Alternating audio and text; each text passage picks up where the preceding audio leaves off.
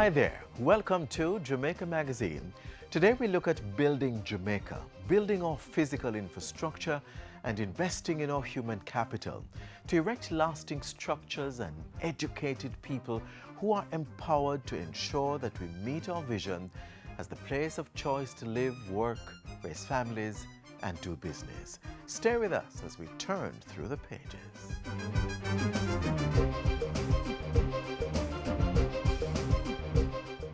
Jamaicans, here are the facts about NIDS. You will not go to prison for not having a national ID. You will not be denied access to public health services or your personal doctor. You will not be denied access to education. And we do not want your DNA or your banking information. Just like the national census, you can volunteer information, but you will not be forced to reveal your private business. You will have over 3 years to get the new ID, and it is free. Don't follow rumors. Get the facts at nidsfacts.com. Ted Conover was right when he said, roads remain the essential network of the non-virtual world. They are the infrastructure upon which almost all our infrastructure depends. They are the paths to human endeavor. The Mandela Highway is one such thoroughfare that sees to some of our major economic and social activities. Here's where the government is with that improvement project.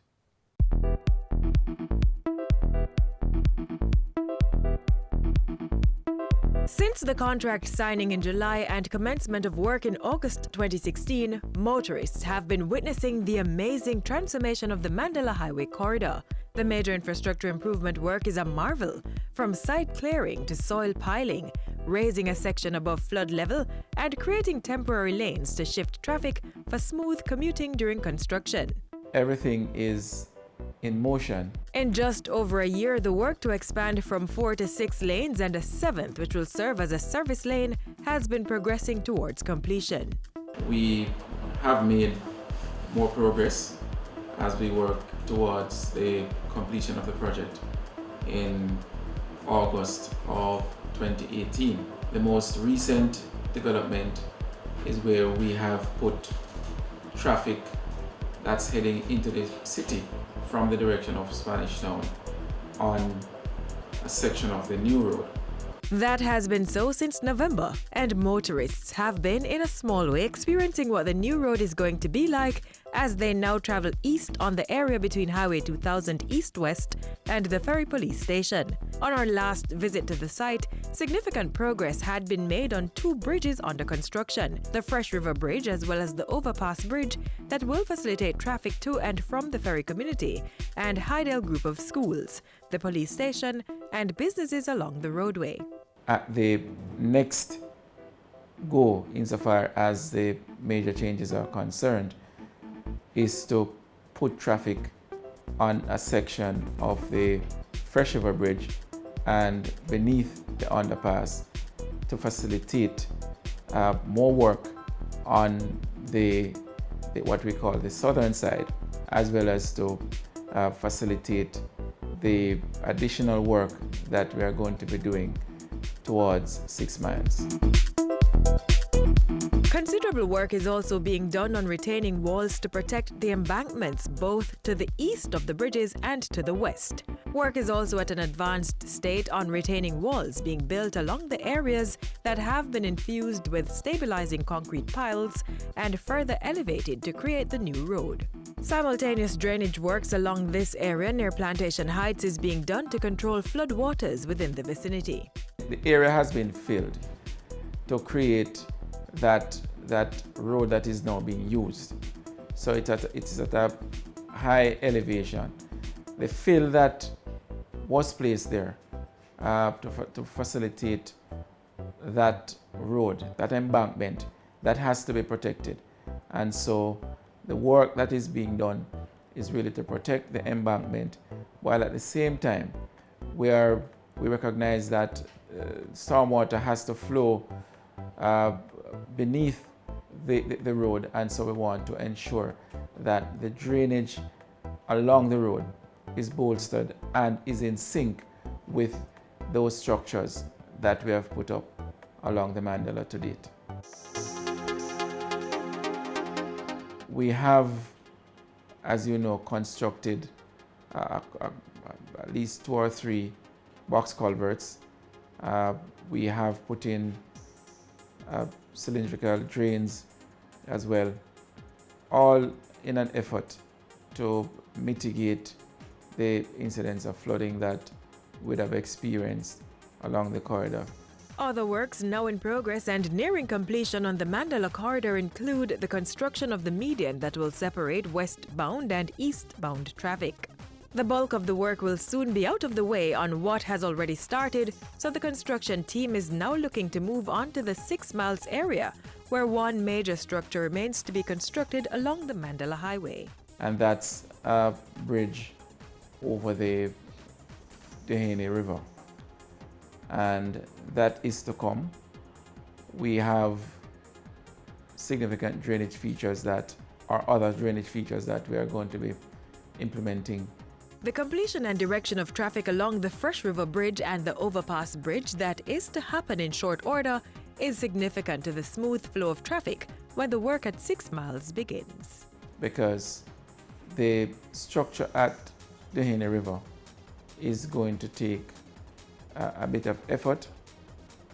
We'll have to ensure that all the I's are dotted and the T's crossed in order to minimize the impact of delays on the motoring public. The 4 lanes will remain open. Despite inclement weather over the period of the construction, efforts by the contractors seek to make up for lost time so the project can be completed within the set 2-year time frame. We are working with the August 2018 timeline in mind. That is really where we are now. So, in less than 9 months, motorists traveling between Kingston and the northern, western, and southern sections of the island should feel the full experience of a safer, more reliable road. Construction is being carried out by China Harbour Engineering Company at a cost of $64 million, forming part of government's major infrastructure development program.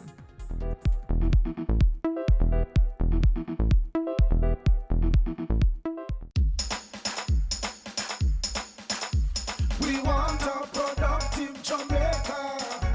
We are not productive Jamaicans. Productivity to move forward on this land. Productivity, that's the way to go, we should understand. Productivity is the way to go for all us Jamaicans. Small business, big business, old and young, we are tell every woman and man. We want growth and prosperity for a better nation with a building plan. So we can build our product and sell our product and put more money in our hand. Our economy can rise to a level and build a better nation. Productivity to move forward on this land. Productivity, that's the way to go, we should understand. Productivity to move forward on this land. Productivity, that's the way to go, we should understand. Productivity. Productivity, Pathway to Prosperity. A message brought to you by the Jamaica Productivity Center, a department of the Ministry of Labour and Social Security. Here's a look back at the March 5 week's top news stories. Hi there, I'm Simone Wolf with your JIS News of the Week. No revenue measures for fiscal year 2018-19. Read my lips, no new taxes. For the first time in 14 years, there is some relief for the Jamaican people. Instead, the Finance Minister opened the 2018-2019 budget debate by announcing that revenues and grants, passively forecast at $590.6 billion, will fund spending in the new financial year. The central government will also borrow $103.2 billion, 48.4% less than in fiscal year 2017-18. Meanwhile, the Finance Ministry has signed a $15 million loan agreement with the World Bank, increasing its funding capacity for micro, small, and medium-sized enterprises (MSMEs). It will support more than 1,000 partial credit guarantees to enable the financial sector to provide more loans to small and medium enterprises through the improved credit enhancement facility. In addition, an SME fund will mobilize $10 million for private investors to capitalize a fund that will provide risk capital financing for those companies. Close to $4 billion will be spent in the new financial year to begin work on the Southern Coastal Highway Improvement Project. Minister without portfolio in the Ministry of Economic Growth and Job Creation, Darrell Vaz, says finalizing the terms and conditions under the loan agreement is in the final stages. Based on the condition of the road from Yallas to Port Antonio, that aspect of it, the highway being done by check will be from Harborview to just outside Yallas. The rest of it will be subcontracted to local contractors. $40 million is earmarked to renovate the Montego Bay Transport Center beginning in April. We have to redesign in here that it begins to attract all the persons who are not using it right now. And we have to begin that by making it recognizable that basically it's not here for us to live in, but here for us to use in transition of moving from one point to the other. And commuters will soon have access to free internet connectivity on JUTC buses.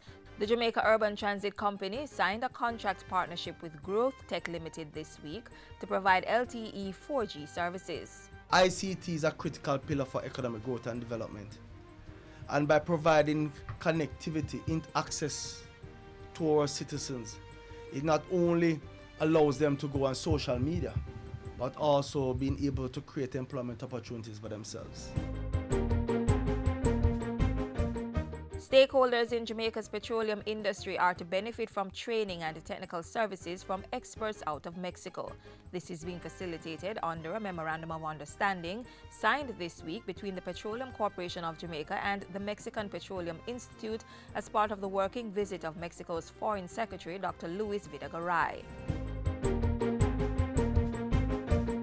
Former head of the JDF, Major General Anthony Anderson, is Jamaica's new Commissioner of Police. His appointment was confirmed by the Police Service Commission this week and it takes effect on March 19. Major General Anderson currently serves as the country's first national security advisor to the Prime Minister and Cabinet, a post he has filled since December 2016. And finally, government will be rolling out its digital mobile classroom project this year to help bridge the digital divide faced by some students. Part of the difficulty used to be that when the children leave and go home, if they don't have access to internet, then they're unable to access the resources. We're working with a company through the OAS, which will be able to provide offline capability that you don't have to have the internet to access the educational resources that we have provided. And you will hear a lot more about that during the course of this year as we roll out our pilot. And those were some of the stories making news this week. I'm Simone Wolf.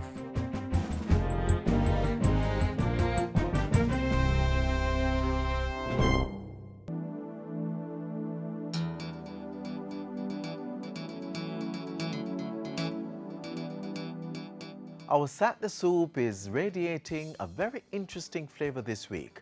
Starring is the phrase mouse potato. You may have heard it before, but for those who haven't, a mouse potato is a person who spends large amounts of their leisure time working on a computer. Mouse potato, the main ingredient in our Sat the Soup for this week.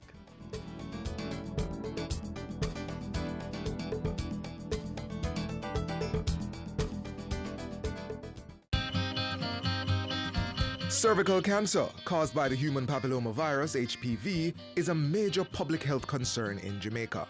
Almost 50% of the women diagnosed each year die from this preventable disease. To prevent cervical cancer and save lives, the Ministry of Health is providing the bivalent HPV vaccine to girls ages 9 to 14 years free of cost. Parents, give your girls a fighting chance against this deadly disease. The bivalent HPV vaccine is safe and provides 90 to 100% protection against HPV type 16 and 18, which are responsible for most HPV-caused cancers. Call the Ministry of Health's toll-free line 1-888-1-LOVE or 1-888-663-5683 for more information, or email us at hpvinfo@moh.gov.jm. You can also find further information on the website moh.gov.jm, as well as the Ministry of Health's social media channels. This past Thursday was celebrated as International Women's Day. Today, the dialogue on matters concerning women continues as we take a look at HPV vaccination.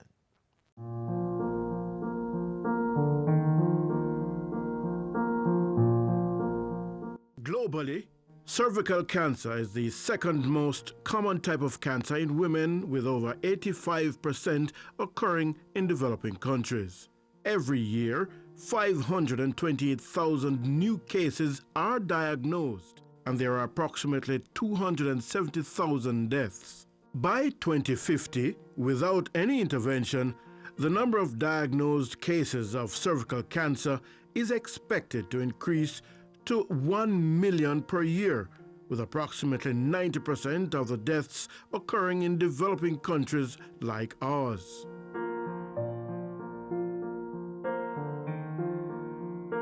A major factor is the human papilloma virus, HPV, of which there are approximately 200 types that infect epithelia, or skin tissue. At least 14 types of the human papilloma virus have been found to cause cancer of the cervix. Types 16 and 18 are responsible for 70% of cancers of the cervix, which is the second leading cause of cancer-related deaths in Jamaica. The virus can be transmitted through skin-to-skin contact, from mother to child at birth. Current estimates indicate that every year, just under 400 women are diagnosed with this disease, with approximately 185 dying from the disease, with the majority of deaths occurring in women between the ages of 40 and 64 years of age.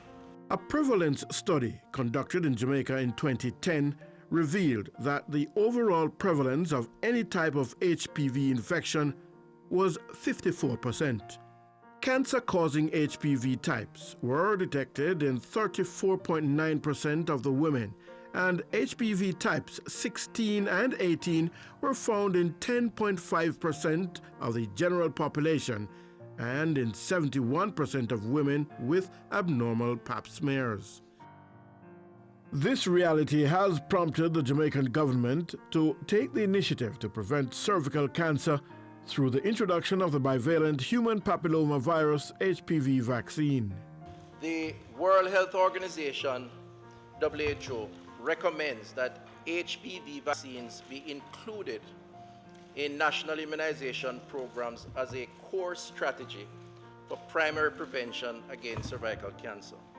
WHO states, Mr. Speaker, that HPV vaccination for girls ages 9 to 14 years is the most cost-effective public health measure against this disease. More than 70 countries around the world, including more than 20 countries in Latin America and the Caribbean, have already introduced the vaccine. Several studies and monitoring by the World Health Organization, WHO Global Advisory Committee on Vaccine Safety, proved that HPV vaccination is safe and works extremely well, decreasing the number of HPV infections and related precancers. The bivalent HPV vaccine, introduced by the Ministry of Health in schools at grade 7 to girls ages 9 to 14, provides for 90 to 100% protection against HPV types 16 and 18. The vaccine is offered free of cost. Bear in mind too, by the way, the cost to administer one of these vaccines, for us, the cost is somewhere in the region of $7-8 US. If you go into the private sector, you're looking at anywhere from $11,000 to $15,000. So it's not inexpensive. This vaccine is not mandatory, and beneficiaries received opt-out forms for parents and guardians to give or refuse permission for their girl child to receive the vaccine. We can take it that the indication, if anything, is that they want this. They identify with this. I remember one girl indicated that her mother actually called her aunt, who is a nurse, for advice. So that spells good. It says that persons are prepared to consult, get information, and then make informed decisions. And so that is going well. Approximately 22,500 girls were targeted for the vaccine's introduction in 2017, with each girl needing 2 doses given 6 months apart for full protection. Generally speaking, the process has gone smoothly. The school-based strategy for implementation seeks to facilitate greater access to the targeted population. This covers the cost for social mobilization and communication, cold chain equipment, training and sensitization, and procurement of vaccine and vaccination supplies. And this disease prevention strategy will save the government millions. The Ministry of Health estimated that annual cost for the program after introduction will be 73.3 million Jamaican dollars. In Jamaica, the estimated cost is of the just under 400 cases annually, Mr. Speaker, is some $274 million. I should point out that this figure is only for radiotherapy and does not include diagnosis and chemotherapy. And for the individual, not just the emotional and physical trauma caused by this cancer is removed, but the financial burden. In the United States, cost on diagnosis is approximately some 15,000, just under 16,000 US dollars. If the patient survives for a year, this rate goes up to approximately 30,000 US dollars. Despite vaccination, persons will still need to do their routine pap smear to check for any threat or signs of the cancer, as the key to effective treatment, if it should occur, is early detection. For more information or to have your concerns answered, you can call the Ministry of Health's toll-free line 1-888-1-LOVE or 1-888-663-5683. Also email hpvinfo@moh.gov.jm. You can also visit the website moh.gov.jm as well as social media channels.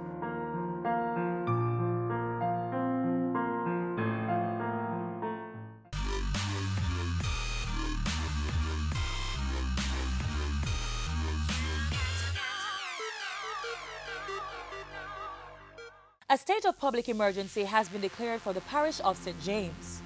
Persons residing in and outside the parish, if you are aware of criminal activities and wanted persons in St. James, please speak up. The number to call is 837-8888. Caller's identity will be kept confidential. It is said that your present situation is not your final destination. With this in mind, efforts are being made to integrate and promote healthy lifestyle practices in juvenile centres across the island. Watch this.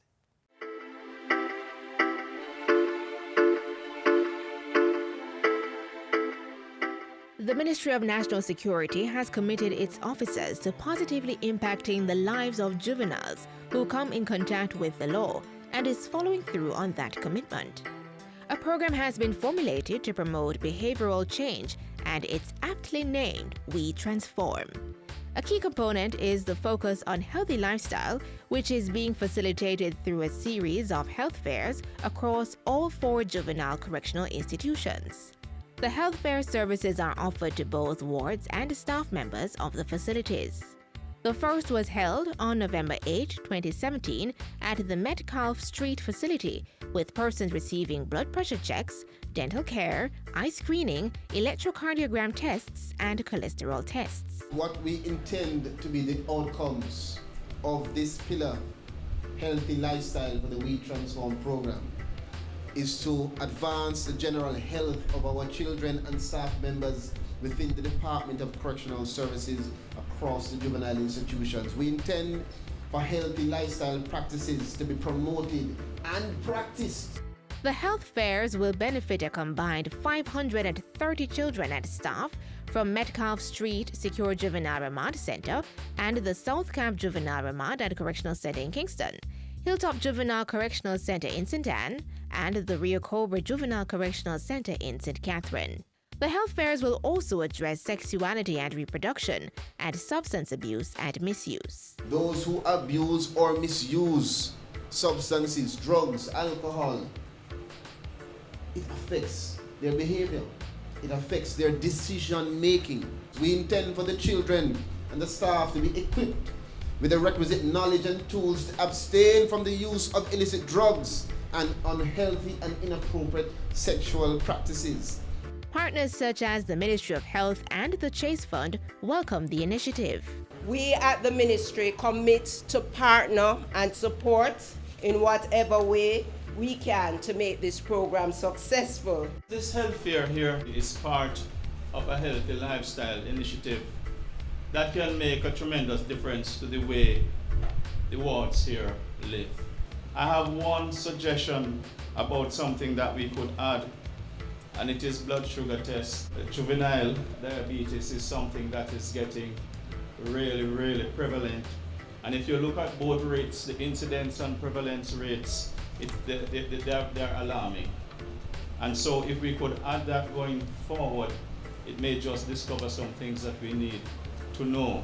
This drive to promote healthy lifestyle practices in juvenile centers supports other initiatives, such as reducing offending and reoffending through behavior modification intervention, building self-esteem to engender positive behavior and attitude between staff and inmates, and strengthening the capacity of staff through training. The overall aim of the We Transform program is to equip children ages 12 to 17 years under the care and supervision of the Department of Correctional Services with the requisite skill set, character, and support to become exemplary citizens. The program is also geared at empowering youth for sustainable reintegration into society. My goal is to make sure that the Department of Correctional Services achieves success, raises the bar, raises the standard and quality of service that we are giving to our children, because it is one of the significant pillars in our general national 5-pillar strategy to create a safe and secure Jamaica. We must reduce reoffending. Investment in prevention is better than investing in responding to crime.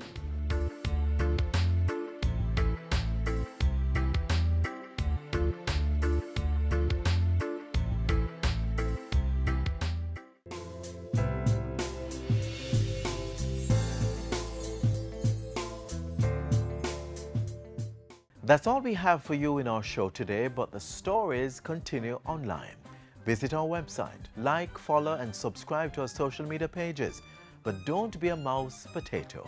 Bob Marley reminds us life is one big road with lots of signs. Wake up and live. I'm Adrian Atkinson, and the entire crew here at the JIS wish that you do take care.